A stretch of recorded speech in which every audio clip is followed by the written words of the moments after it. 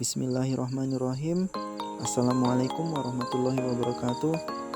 Perkenalkan, nama saya Adi Putra dari jurusan Informatika.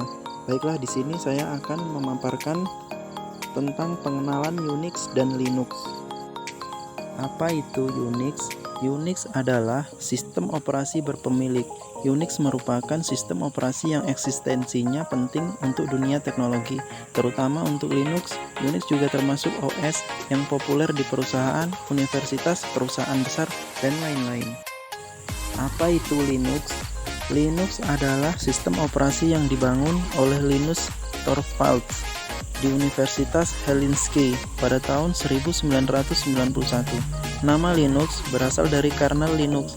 Ini adalah perangkat lunak pada komputer yang memungkinkan aplikasi dan pengguna untuk mengakses perangkat di komputer untuk melakukan beberapa fungsi tertentu.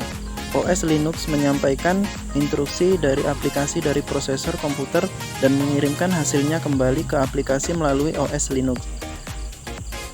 Itu dapat diinstal pada berbagai jenis komputer, ponsel, tablet, video game, konsol, dan lain-lain.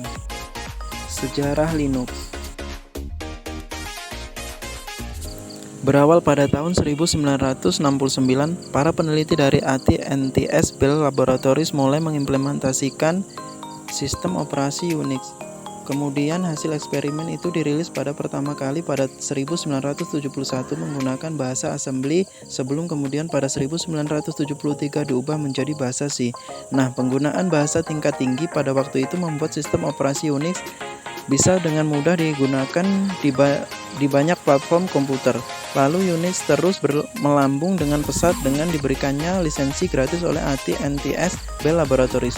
Akan tetapi pada 1984 Unix dijual sebagai produk berbayar karena AT&T memutuskan untuk memisahkan diri dari Bell Lab.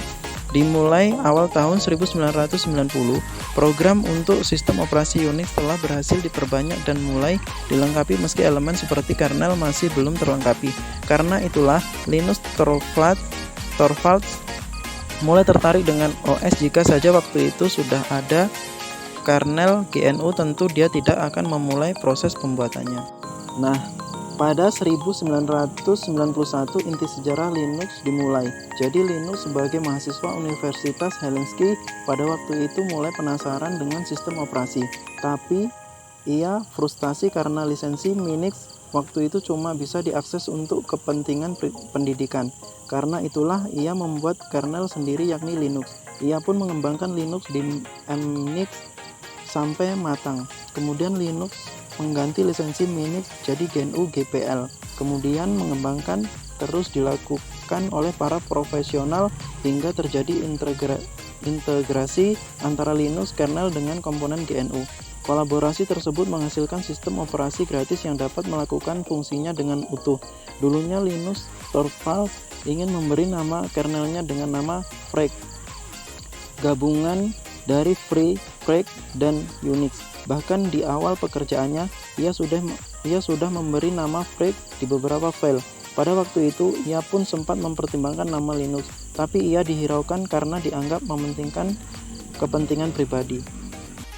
Nah, baru pada masa perkembangan, file hasil pembuatan diunggah pada FTP server. Kemudian salah seorang karyawannya di FTP server menilai bahwa nama Freak kurang menarik. Tanpa konsultasi dulu dengan Linus, ia mengubah nama dari project menjadi Linux. Pada akhirnya Linus tetap menyetujui penggantian nama tersebut dan sejak saat itulah nama Linux dipakai hingga saat ini dan melengkapi sejarah Linux sampai sekarang. Berbagai versi Linux, Debian Linux, Red Hat Linux, CentOS Linux, Ubuntu Linux, Slackware Linux, SUSE Linux, Linux Mint, Fedora Linux, Caldera Linux, Mandriva Linux. Struktur Linux. Struktur sistem operasi Linux itu terdiri dari 3 komponen utama.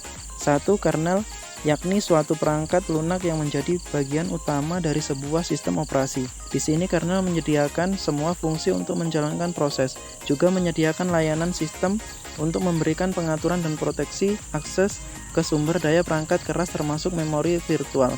2. Sistem library, yakni kumpulan fungsi standar di mana aplikasi dapat berinteraksi dengan inti dari sebuah sistem operasi yaitu kernel. 3. Sistem utilities, yakni program yang bertugas mengatur dan memanage secara individual termasuk semua program yang diperlukan untuk menginisialisasi sistem.